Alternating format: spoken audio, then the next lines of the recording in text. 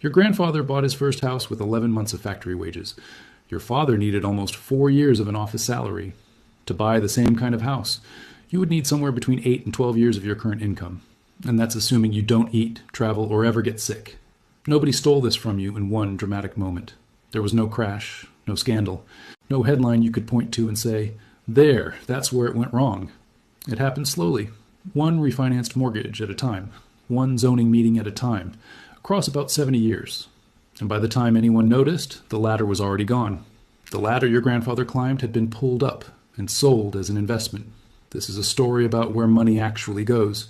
Once a country stops making things and starts trading claims on things that already exist. And to understand it, we're not going to start with economic theory.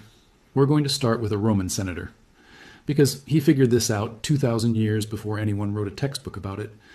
In the late Roman Republic, there was a senator named Marcus Licinius Crassus. He became the richest man in Rome, without inventing a single thing, without growing a single crop at scale, without building a single ship. His method was almost embarrassingly simple. Rome burned constantly, packed with wooden buildings and no fire department. Crassus built a private fire brigade. When a building caught fire, his men would show up at the scene. And Crassus himself would offer to buy the burning building on the spot, for a fraction of its worth. If the owner refused, his men would simply stand there and watch it burn. If the owner agreed, the fire brigade would then put it out. And Crassus now owned the land underneath. He did this across the city for years, quietly assembling one of the largest property portfolios in Roman history. Notice what Crassus never did. He never made the bricks. He never trained the workers. He never invented a better roof tile that stopped fires from spreading in the first place. He simply positioned himself at the choke point, between people and something they desperately needed, and let panic set the price. That is the oldest business model in human civilization, and it has never gone out of style. It just got better lawyers. Now fast forward to Japan in the late 1980s, because this is where the story gets genuinely frightening, not because of what happened, but because of how normal it felt while it was happening. By 1989, the land underneath the Imperial Palace in Tokyo was estimated to be worth more than the entire state of California. Not the buildings on it, not the businesses inside it, just the dirt. Japanese banks were lending against real estate so freely that companies stopped asking, "What should we build?" and started asking, "What can we borrow against?" Golf club memberships were trading like stocks. A single membership at an exclusive course sold for over $3 million. Because the underlying land could theoretically be developed someday. Corporations that made cameras, cars, and electronics were quietly turning into real estate speculators on the side. Because the returns from land appreciation dwarfed the returns from actually manufacturing anything, then in 1991, it stopped. Not gradually, it just stopped, the way a heart stops. Land prices collapsed. Banks that had lent against inflated collateral were suddenly holding debts worth more than the assets behind them. Japan entered what economists still call the lost decade, except it eventually became closer to 3 lost decades. Here's the detail that matters most for our story. Japan's industrial base, its actual manufacturing capacity, never fully recovered its old dynamism. Capital had spent a decade chasing land instead of innovation, and by the time the bubble burst, an entire generation of engineers, entrepreneurs, and factory investment had been quietly starved. So let's define the actual mechanism here. Because greed is too simple an explanation, and simple explanations are usually wrong. Every economy runs on 2 competing appetites for capital. One appetite wants to build something new, a product, a service, a factory, a piece of software, something that did not exist yesterday. The other appetite wants to control something that already exists and collect a toll from anyone who needs access to it. Both are legitimate. Both have existed since the beginning of trade. The danger isn't that the second appetite exists. The danger is what happens when it becomes more profitable, more predictable, and safer than the first one. Because once that happens, money is not stupid. Money follows the highest safe return every single time, without exception, without malice, without anyone needing to be a villain. A bank would rather lend against a building it can see, measure, and repossess than against a 26-year-old's idea for a company. Even if that idea is genuinely brilliant, that is not corruption, that is risk management. But multiply that single sensible decision across millions of banks, millions of investors, in several decades, and you get a very specific kind of economic drift. Capital doesn't run toward danger. It walks calmly and rationally toward whatever is already fenced in. Let's talk about what this actually does to a person's life, because abstractions don't keep anyone up at night, but numbers do. Picture someone born in the early 1990s.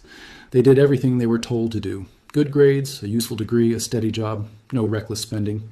By their late 20s, they've saved a genuinely impressive amount of money for someone their age. And it still isn't enough, because the finish line moved faster than they could run toward it. While they were saving for 3 years, the property they were saving for went up in value more than their entire savings. Their effort and their return moved in completely different directions, and no amount of frugality could close that gap.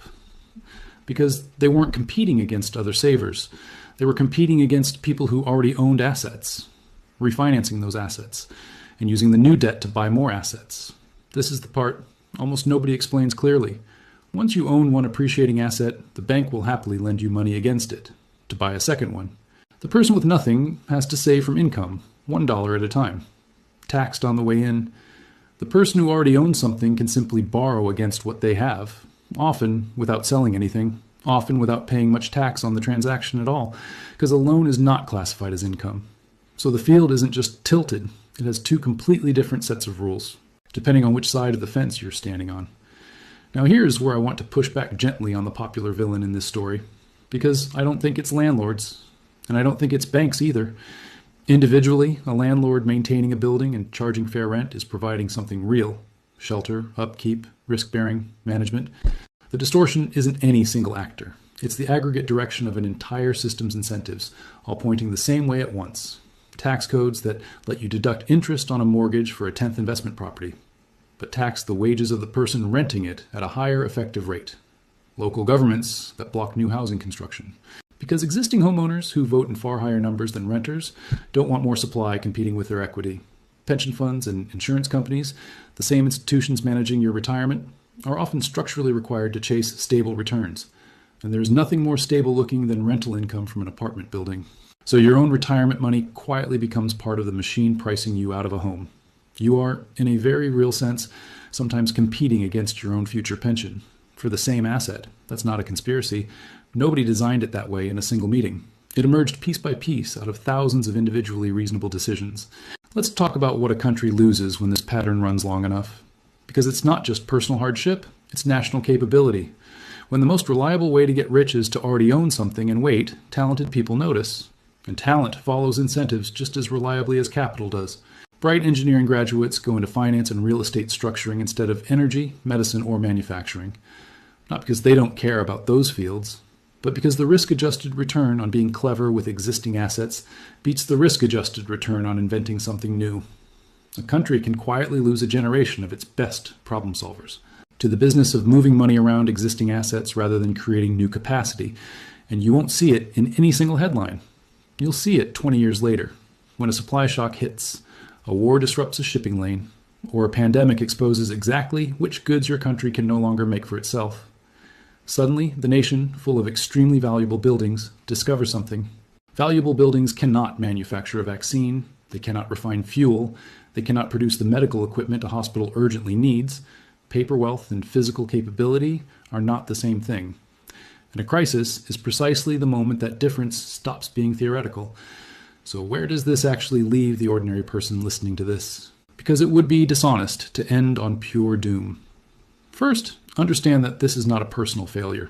If the math doesn't work, it's often because the math was never designed to work for you in the first place. And that knowledge alone should quiet some of the self-blame. Second, understand the two channels. Income, which is taxed the moment you earn it, and leverage, which lets existing owners borrow against assets largely untaxed. Once you understand that distinction, you understand something important. Simply working harder inside a system built around asset ownership will always feel like running on a treadmill. Someone else is controlling the speed of it. Third, on a civic level, pay attention to the boring meetings, not the dramatic headlines. Zoning boards, housing permits, local tax policy on land versus improvements. These unglamorous rooms are where the actual direction of an economy gets decided, years before anyone feels the effect in their bank account. Crassus understood something dark but true. Scarcity is profitable, and someone, somewhere, is always incentivized to protect scarcity rather than solve it. Japan understood something equally true, but far sadder. An economy can look unstoppable right up until the moment the thing propping it up gets revealed. That thing was debt on top of belief rather than production underneath it. The question every economy eventually has to answer is simple to state, but brutal to act on. Are we rewarding people for building the future, or are we rewarding people for owning the past and charging admission to it? Right now, in most of the developed world, the honest answer is uncomfortable, and the latter doesn't get put back by accident. It gets put back when enough people understand exactly how it was pulled up in the first place. If this changed how you see the price of a house or a paycheck, subscribe. Because understanding